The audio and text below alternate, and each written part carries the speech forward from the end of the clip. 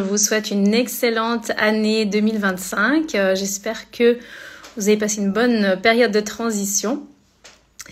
Et donc, au nom de toute la fondation et de l'équipe Sympto, encore tous nos meilleurs vœux.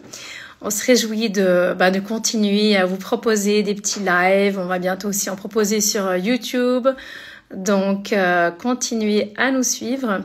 Et aujourd'hui, j'accueille Aurore, qui est aussi conseillère Sympto et naturopathe. Alors, nous allons parler... Oups, le téléphone tombe.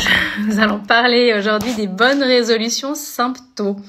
Qu'est-ce que ça veut dire? Alors, Aurore.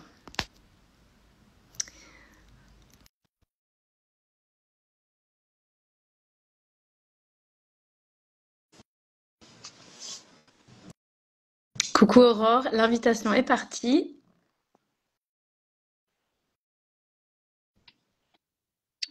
Alors, coucou, Coucou Aurore. ça va? Merci, ça va bien et toi? Ça va? Ça va, ça va. Eh bien, écoute, bonne année de vive voix. Ah ben oui, bonne année. À toi aussi, merci. Merci beaucoup. Alors, ben voilà, comme je venais de le dire, on est sur les bonnes résolutions, hein, comme souvent en début d'année. Donc, toi, tu as choisi de parler des résolutions Sympto. Alors, qu'est-ce que tu peux nous dire à ce sujet? Comment est-ce qu'on peut prendre des résolutions au niveau de la Sympto? Alors, les résolutions symptômes, on va dire que c'est vraiment tout ce qui a un lien, on va dire, avec le cycle menstruel. Donc, l'idée, c'est de parler au début, un petit peu de ce qu'on fait, les bonnes résolutions au niveau alimentaire, tout ça. Et puis après, au niveau de la symptothermie, de notre pratique. Donc, c'est en fait qu'est-ce qui peut améliorer, on va dire, notre cycle. Comment on peut l'aider et repartir aussi sur de bonnes bases. Voilà. Et Donc, il y a pas mal de choses à faire et à dire. Et donc typiquement, bah là, en période de fête, donc qu'est-ce qu'on peut faire pour un petit peu pallier, parce que c'est clair que souvent pendant les fêtes, on en avait parlé lors de notre dernier live avec Cindy, c'est vrai qu'il peut y avoir un impact hein, quand on a des horaires différents, quand on boit plus que d'habitude, plus d'alcool, ou on s'alimente différemment, etc. Donc qu'est-ce qu'on peut faire à ce niveau-là? C'est vrai on s'alimente différemment, mais surtout, on s'alimente pendant longtemps. Et ça a un impact aussi. C'est-à-dire que, par exemple, le dîner de Noël ou le déjeuner, en fait, il va être très long. Donc, en fait, ça va impacter la digestion. On va boire en même temps.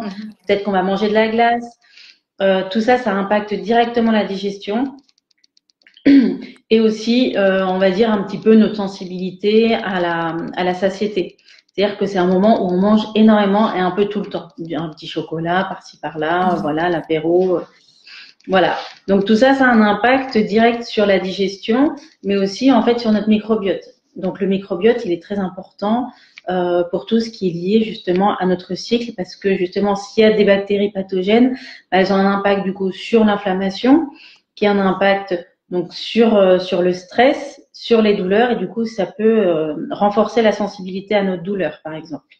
Donc tout ce qui est sucre, les chocolats, les gâteaux, tout ça qu'on mange quand même pas mal à Noël, même si il y a du chocolat noir, mais ça reste quand même du sucre. Et tout ça, ça va un peu avoir un impact sur notre microbiote, par exemple, tout ce qui est alcool aussi. L'alcool, Donc ouais. l'idée, l'alcool, oui, c'est même si maintenant il y a plein de boissons qui sont un petit peu sans alcool pour pas boire trop d'alcool, mais elles sont quand même sucrées souvent, la plupart du temps. Donc l'idée, c'est de prendre soin de son microbiote et de se redire je repars sur de bonnes bases pour le nourrir correctement, pas forcément faire une cure détox, parce que si on sort des fêtes, ça va être un peu hyper violent, mais de se dire voilà, là on épure un petit peu, on reprend de bonnes habitudes et on essaye de privilégier du coup les légumes, pas trop d'alcool, pas trop de sucre, même si du coup c'est difficile de sortir d'une période très sucrée. Pas du tout. Donc c'est pour ça. L'idée, c'est d'y aller progressivement. Très sucré. Ouais, ouais. Voilà, j'ai vraiment mangé beaucoup de sucre entre les gâteaux, les anniversaires, Noël, Nouvel An. Je t'assure que C'est ça. ouais, Ouais. Bah, les papillotes, tous les petits chocolats qu'on offre, qui sont très bons, mais comme en plus on nous en a offert, on en a encore. Donc voilà, l'idée c'est d'essayer de les manger avec parcimonie et peut-être à un bon moment ou en l'associant avec des bonnes choses. C'est-à-dire, je sais pas, si on se mange une petite papillote, on va peut-être manger des oléagineux à côté.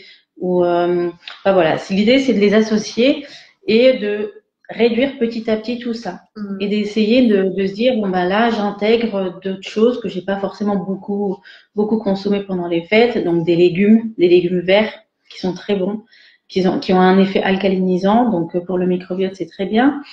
Ils éliminent, ils sont drainants, ils sont antioxydants.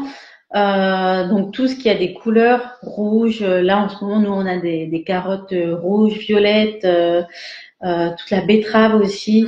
En fait, des légumes, voilà, des légumes, des fruits, c'est bien aussi, pas trop non plus, parce que c'est quand même riche en sucre, mais c'est bien de les consommer entiers, pas forcément des jus, parce que les jus, s'il n'y a pas la pulpe, bah, du coup, on n'aura que beaucoup de sucre et pas beaucoup de pulpe, donc pas beaucoup de fibres.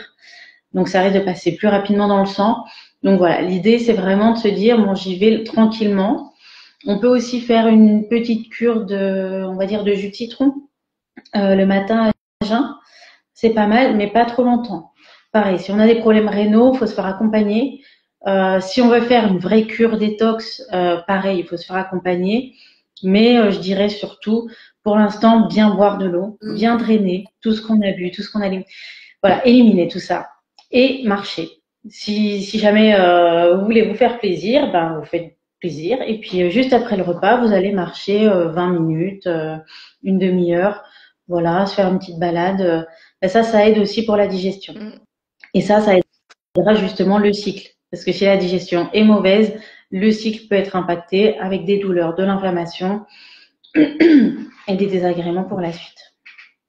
Oui, c'est ça, parce qu'on oublie toujours, c'est tellement relié, hein, donc tout ce que, comme tu dis, le microbiote et l'intestin, en fait, c'est très, très proche. Donc, l'un va souvent avec l'autre. Donc, ça, c'est important de le rappeler. Bah oui, parce que dans la digestion, il y a plein de choses. Il y a le foie, il y a les intestins. Le foie, les intestins, enfin, il y a tous les œstrogènes qui y passent aussi. Donc, si tout ça est vraiment engorgé, ben du coup, la détoxification des œstrogènes va pas se faire correctement et ça peut amener des syndromes prémenstruels et ce genre de choses. Donc, voilà, c'est l'idée en fait de dire, bon, voilà, on fait le ménage, mais pas trop rapidement non plus, pour pas que ce soit hyper violent pour le corps, parce que sinon, si on fait une cure tout de suite détox, on peut avoir des crises d'élimination qui peuvent être un peu violentes. Donc l'idée, c'est pas non plus de tout couper d'un coup là. C'est ça. Il faut se faire plaisir aussi, hein. On sort des fêtes, les vacances sont pas encore finies, voilà. Oui, puis bon, après aussi, je sais pas, mais aussi un peu le temps, s'il fait froid, tout ça, c'est pas forcément non plus, c'est pas toujours évident voilà, de changer, d'aller vers une alimentation plus légère, enfin, faire des jeûnes ou ce genre de choses. Je trouve que quand il fait froid, c'est pas forcément non plus très adapté. Enfin, après, chacune fait comme elle veut, mais voilà, je trouve intéressant de dire, ouais, on y va plutôt en douceur, on voit comment on peut plutôt combiner et éliminer doucement certaines choses. Ouais. Et côté sympto, donc côté pratique, la pratique de la sympto, qu'est-ce que toi tu donnerais comme piste, enfin comme résolution? Mais forcément, il y a celles qui ont peut-être jamais démarré la sympto, qui connaissent pas du tout, qui pensent démarrer, donc voilà, c'est une bonne résolution. Mais typiquement, il y en a d'autres qui sont déjà routinières ou qui ont plus ou moins d'expérience. Qu'est-ce que toi tu donnerais comme tuyau, comme idée? Bah, l'idée des bonnes résolutions symptômes aussi, là, ce serait de se dire, bon, je repars sur de bonnes bases, je regarde un petit peu mes cyclos précédents, mon cyclo du mois de janvier pour voir comment il est et de se dire, bon, est-ce qu'il y a des choses à améliorer dans ce cyclogramme ou alors qu'est-ce qu'il me dit, mon cyclogramme? Est-ce qu'il y a des tentatives d'ovulation? Est-ce que j'ai une phase lutéale qui est un peu trop courte? Voilà, des petites choses comme ça. Il y a mon fils qui arrive, ça tombe bien, tu vois. D'accord, à tout de suite. Ouais, ça marche. Et on avance. Ouais, là, et on avance. Je m'attendais pas à un retour aussi rapide. Désolée pour la petite interruption du coup. Ouais, donc je te laisse reprendre les bonnes résolutions symptômes. Non, bah du coup, oui, voilà, essayer de regarder un petit peu son cycle et de se poser les bonnes questions pour justement peut-être améliorer justement notre ovulation, parce que c'est quand même ça qui est au cœur du cycle, et de se dire, bah voilà, comment aussi sont mes règles? Est-ce qu'elles sont trop courtes? Est-ce que j'ai du spotting avant mes règles? Du coup, par rapport à tous les lives qu'on a fait, bon bah voilà, est-ce que du coup il y aurait pas un déficit en progestérone? Essayer de se dire, voilà, mon cycle, qu'est-ce qu'il me dit, qu'est-ce qu'il me raconte, et qu'est-ce que je peux faire pour l'aider à aller mieux. Donc, soit il y a déjà des réponses, soit du coup, ben pourquoi pas se faire accompagner. Mais ça permet en fait de se poser des questions sur réellement ce que la symptothermie nous apporte. Et il y a aussi le côté est-ce que je suis tout à fait à l'aise dans ma pratique? Donc pourquoi pas faire un cyclogramme sur papier? Je suis en live, Ok, je te dis, c'est pour ça que je voulais repousser. Je voulais pas faire le live trop tard. Allez, Diane, ça va, tu vas faire quoi en live? On est dans... Tu en fais déjà, tu vas en faire quand? Là, je suis en live. Allez, sors Matos, s'il te plaît. Et oui, c'est la surprise des lives. Donc voilà, bref, vous avez vu mon fils en live. Oui, en fait, pour revenir, et je trouve aussi que c'est important de rappeler, parce que même quand on est expérimenté, et bien justement, comme tu dis, on peut peut-être faire moins d'observations, on peut faire moins de choses, mais du coup, et c'est vrai que des fois, ça vaut vraiment la peine d'en faire un peu plus pour voir justement plus clairement, typiquement la phase lutéale, comment elle se présente, voir si justement la température, elle se maintient bien, surtout quand on arrive à la préménopause. Donc, je trouve que c'est hyper intéressant de voir comment cette phase évolue, s'il y a des changements ou autres. Et donc, oui, quand on peut s'en sortir avec très peu d'observations. Mais justement, ça peut être intéressant de temps en temps de revenir, de refaire des cyclogrammes entiers, quoi, du début à la fin, pour voir vraiment clairement si on découvre des choses, ou s'il y a d'autres trucs intéressants à voir, quoi. Et on peut toujours prendre une consultation, comme tu disais. Donc, même quand on connaît bien son cycle, ça vaut le coup de se dire, bon, ben là, je fais le point, je prends une consultation d'1 heure avec une conseillère et on fait le bilan. On regarde justement les derniers cycles, comment ça se passe, comment ça évolue, est-ce qu'il y a des choses, est-ce que je suis au point, est-ce qu'il y a encore des questions, des ajustements à faire peut-être au niveau de mes observations. Oui, parce que des fois, on se dit tout va bien, mais comme tu dis, si on est en mode experte, on se rend pas compte. Peut-être qu'il y a eu une tentative d'ovulation avant ou après. Enfin, pas après forcément. Mais ouais, de se dire vraiment, est-ce que ma température reste bien haute? Voilà, c'est vraiment tout plein de petites choses et de se dire, bon, un cycle sur une année, bon, c'est pas grand-chose. Reprendre de bonnes bases, ouais, pour voir. Après, forcément, celles qui ne connaissent pas la symptothermie, les résolutions symptômes, ben, ce serait peut-être de se dire, bon, ben voilà, est-ce que j'ai envie de connaître la symptothermie et de savoir ce que ça m'apporte comme information sur mon corps et sur mon cycle.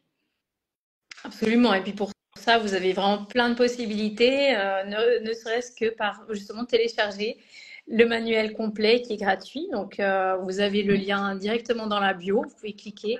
Si vous souhaitez directement faire connaissance avec une conseillère pour un peu savoir si cette méthode elle est adaptée à votre cas, à votre situation actuelle, vous pouvez aussi faire un petit point gratuit. Donc là aussi, il y a le lien dans la bio. Donc il y a tout plein de choses que vous pouvez faire. Il y a une conférence aussi offerte, gratuite, déjà pour un petit peu avoir plus d'informations sur ce que c'est, comment ça se passe, comment nous on fonctionne, comment la fondation a développé ses accompagnements. Voilà, donc il y a plein de choses à faire, mais c'est pas compliqué, tout est dans la bio en fait. Et puis pour tout ce qui est aussi naturel, Aurore, forcément, toi, tu es experte, donc vous pouvez sans autre aussi contacter directement Aurore, parce que voilà, toi, tu as plein d'autres pistes aussi pour voir au niveau d'un peu des dérèglements, ce qu'on peut faire en naturo, en plus d'être conseillère sympto, bien entendu, donc ça fait les deux en même temps. Donc c'est un super atout justement pour vous accompagner, pour suivre votre cycle et voir s'il y a des choses éventuellement à mettre en place ou pas en fait. Donc voilà. Oui, puis il y a plein de ressources aussi dans les lives. Je trouve que les lives, il y a beaucoup, beaucoup de choses. Après, c'est sûr, on rentre pas dans, on va dire, dans la particularité de chaque cycle parce que ce serait trop compliqué. Et puis moi, j'aime pas aussi donner des solutions parce Mhm. qu'après, elles sont pas forcément adaptées à chacune. Donc peut-être qu'elle va dire, ah ben tiens, je vais faire ça, alors qu'en fait, pour telle personne, c'est pas adapté. Mais il y a quand même des ressources dans tous les lives. Et je pense que c'est intéressant pour celles qui n'osent pas encore sauter le pas de se dire, bon bah voilà, au moins, il y a deux, trois petites choses que je peux aller piocher. Et puis après, une fois sauter le pas, et puis en apprendre plus, un peu plus sur soi. Et puis souvent, au 1er janvier, on a envie de repartir sur de bonnes bases. Donc c'est peut-être le moment. C'est le bon moment justement pour oui, exactement, pour renouer avec avec vos cycles, hein, avec tout ce qui est aussi la santé finalement, hein, savoir comment ça marche. Et c'est pas compliqué en fait, c'est vraiment pas compliqué du tout.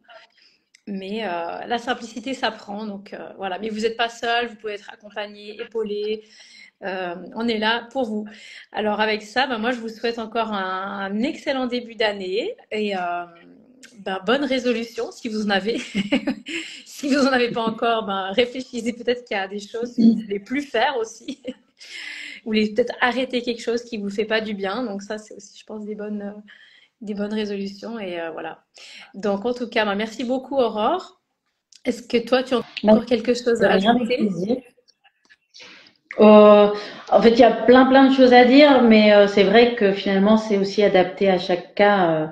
Peut-être aussi bouger, faire quelque chose qui nous fait du bien pour réduire le stress. Va se dire, voilà, qu'est-ce que j'aimerais faire cette année? Du yoga, des exercices de respiration, de la méditation. Ça aussi, c'est très bon. Tout est bon, en fait, Mhm. pour améliorer son cycle. Il y a beaucoup de choses. Il faut juste trouver la chose qui nous correspond et qu'on a envie de faire. Voilà. Voilà, bien sur ce, allez-y, lancez-vous d'une manière ou d'une autre. Et on se réjouit de vous retrouver. Donc, il y aura de toute façon bientôt un prochain live. Et comme je le disais tout à l'heure, on va bientôt lancer des lives sur YouTube qui seront plus longs et aussi plus complets. Donc, l'idée, c'est aussi de faire des tables rondes, donc avec plusieurs conseillères. Et voilà, ça serait une occasion aussi de rencontrer un peu plus l'équipe et en équipe sur des sujets différents. Donc, je me réjouis de vous retrouver. Merci beaucoup, Aurore, et très bonne fin de semaine. Merci à toi, Muriel. Au revoir. Merci, au revoir.